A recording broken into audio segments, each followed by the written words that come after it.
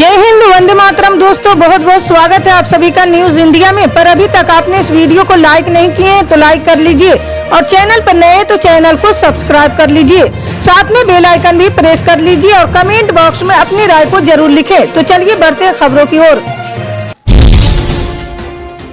जी हाँ, आपको बता दें कि प्रधानमंत्री नरेंद्र मोदी आज दिल्ली में राष्ट्रीय कृषि विज्ञान परिसर में पुलिस महानिदेशकों, पुलिस महानिरीक्षकों की ऑल इंडिया कॉन्फ्रेंस में हिस्सा लेने वाले हैं।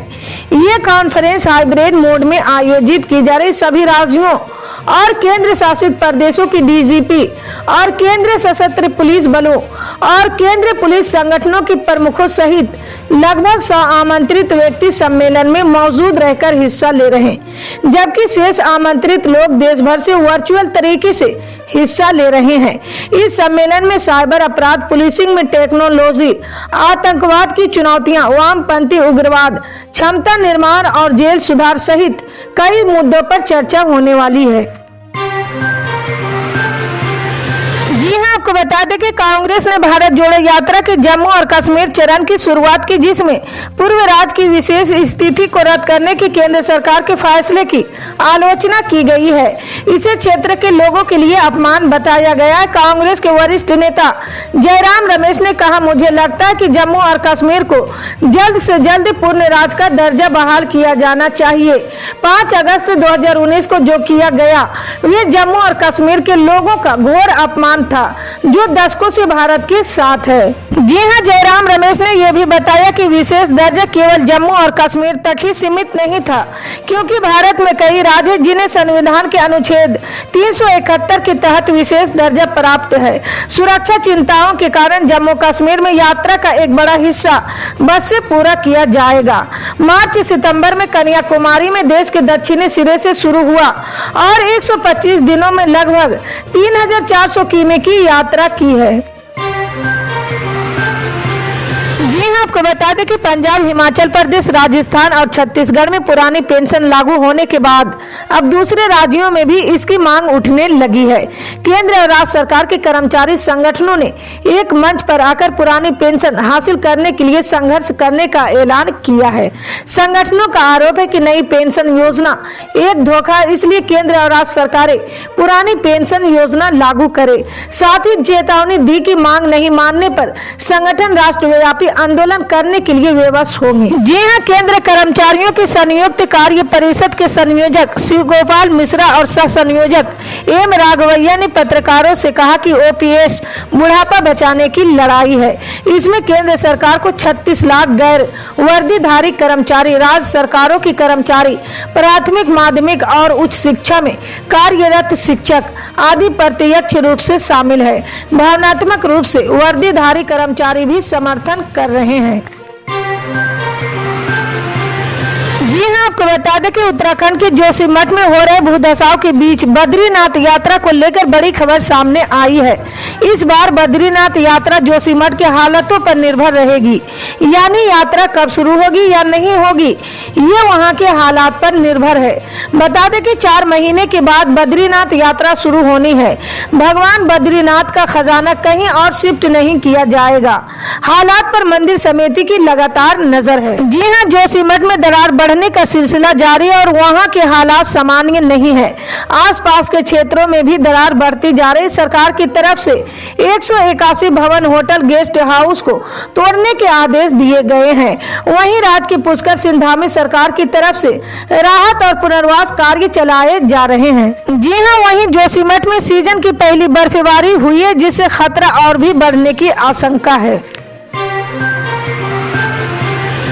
जी हाँ, आपको बता दें कि देश के अलग अलग हिस्सों में भूकंप के झटके महसूस किए जा रहे हैं। आए दिन किसी न किसी हिस्से में भूकंप आ रहे हैं। इस बीच आज यूपी के सहारनपुर में भूकंप के झटके महसूस किए गए। सहारनपुर में आज यानी शनिवार को सुबह 7:43 में भूकंप आया है। रिक्टर पैमाने पर इस भूकंप की तीव्रता 2.9 मापी गई। इसकी गहराई 10 किलोमीटर थी। हालांकि भूकंप की तीव्रता कम थी। जी हाँ, वहीं हिमाचल प्रदेश के चांबा में आज सुबह 9:52 पर भूकंप के झटके महसूस किए गए थे। रिक्टर पैमाने पर इसकी तीव्रता 2.7 मापी गई। भूकंप की खबर से आसपास के लोग घरों से बाहर निकल गए थे। सुबह का समय होने की वजह से काफी लोगों ने इसे महसूस किया। इसमें जान माल की नुकसान की कोई खबर नहीं है, क्योंकि ये भूकंप के हल्के झटके थे। जी हां, आपको बता दें कि डीएम डॉक्टर चंद्रशेखर सिंह ने शुक्रवार को जाति जनगणना में प्रगति की समीक्षा की। इसमें बताया गया कि सर्वेक्षित परिवारों की संख्या 13,97,484 है। इनमें 43,476 परिवारों को सर्वेक्षण शुक्रवार को किया गया। जिला प्रशासन की ओर से बताया गया कि जाति जनगणना के लिए जिले में परिवारों की प्रारंभिक अनुमानित संख्या 20.6 लाख मानी गई थी, लेकिन परिवारों की वास्तविक संख्या ग्रामीणों व पर्यवेक्षकों द्वारा क्षेत्र भ्रमण व गणना से पता चलता है कि जिले में परिवारों की संख्या 15 लाख तक ही रहेगी, क्योंकि अब गणना कार्य में एक दिन शेष रह गया और परिवारों की संख्या 13.97 लाख के करीब पहुंच गई है। ऐसे में अब संख्या 15 लाख के पार नहीं जाएगी। जी हां, आपको बता दें कि बिहार की राजधानी पटना समेत कोसी इलाके में हुई बूंदाबूंदी के चलते बिहार के मौसम में एक बार फिर से बड़ा बदलाव हुआ है। पटना, गया, जहानाबाद समेत कोसी के कुछ इलाकों में बूंदाबूंदी हुई है। इस वजह से पटना में अहले सुबह पारा तेजी से लुढ़का, जिससे लोगों को ठंड महसूस हुई है। बता दें कि पटना, भागलपुर समेत अन्य इलाके में बीते एक सप्ताह से सुबह 7 बजे के बाद हल्की गुनगुनी धूप निकल रही थी, जिस वजह से लोगों को ठंड में कमी महसूस हो रही थी। लेकिन अहले सुबह हुई बूंदाबूंदी से मौसम एक बार फिर से बेदर्द हो गया है। जी हां, बिहार मौसम विज्ञान केंद्र की माने तो पटना समेत अन्य जिले में पश्चिमी विक्षोभ के असर से हल्की बारिश की संभावना है।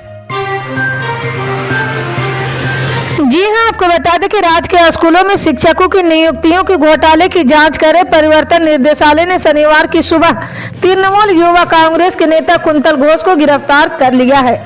बता दें कि कुंतल घोष के न्यू टाउन स्थित आवास पर भी छापेमारी चल रही है। शुक्रवार को ईडी ने बड़ी कार्रवाई करते हुए दोनों कुंतल घोष के अलावा शांतनु बनर्जी को कोलकाता, हुगली के ठिकानों पर छापेमारी की थी। दरअसल मामले में गिरफ्तार तृणमूल कांग्रेस विधायक और प्राथमिक शिक्षा बोर्ड के पूर्व अध्यक्ष मनिक भट्टाचार्य के करीबी व्यापारी तापस मंडल से हुई पूछताछ में सीबीआई को कुंतल घोष व शांतनु के नाम का पता चला था।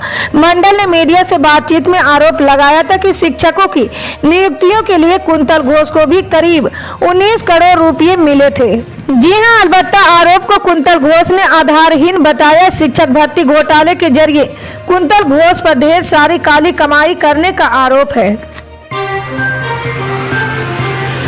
जी हां, आपको बता दें कि भारतीय कुश्ती संघ के अध्यक्ष बृजभूषण शरण सिंह के खिलाफ यौन शोषण के आरोपों के मामले ने सियासी गलियारे में भी खलबली मचा रखी है। भले ही केंद्रीय खेल मंत्री अनुराग ठाकुर से बातचीत के बाद पहलवानों ने फिलहाल प्रदर्शन स्थगित कर दिया है, लेकिन आने वाले दिनों में ये विवाद और तूल पकड़ सकता है। इस पूरे विवाद में भारतीय जनता पार्टी का सिरदर्द बढ़ सकता है। जी हां, ऐसे में आइए जानते हैं कि इस मामले में अब तक क्या हुआ है, कितने खिलाड़ी बृजभूषण के खिलाफ हैं और कितने उनके पक्ष में हैं। भाजपा के लिए क्यों ये विवाद सिरदर्द बढ़ाने वाला है। जी हां, बुधवार को बजरंग पुनिया, विनेश फोगाट और साक्षी मलिक सहित करीब 30 पहलवान धरने पर बैठ गए। उन्होंने भारतीय कुश्ती संघ को भंग करने की मांग की। पहलवानों ने आरोप लगाया कि अध्यक्ष बृजभूषण शरण सिंह और कई कोच ने महिला खिलाड़ियों का यौन शोषण किया है। जी हां, आपको बता दें कि भारतीय रेलवे के एक तरफ जहां प्रयागराज में चल रहे माघ मेले के लिए अलग अलग जगहों से स्पेशल ट्रेनें चला रहे हैं, वहीं दूसरी तरफ अजमेर में होने वाले उर्स के मद्देनजर भी स्पेशल ट्रेनें चलाने का ऐलान किया है। इस ट्रेन के चलने से झारखंड, बिहार और उत्तर प्रदेश के यात्रियों को काफी सहूलियत होगी। ये ट्रेन आसनसोल से धन्यवाद, कोडरमा, गया, डीडीयू के रास्ते उर्स के अवसर पर मजार तक चलाई जाएगी। इसी तरह की पल पल के अपडेट जानने के लिए जुड़े रहे हमारे न्यूज इंडिया के साथ। मिलते हैं अगली बड़ी खबर में, तब तक के लिए जय हिंद।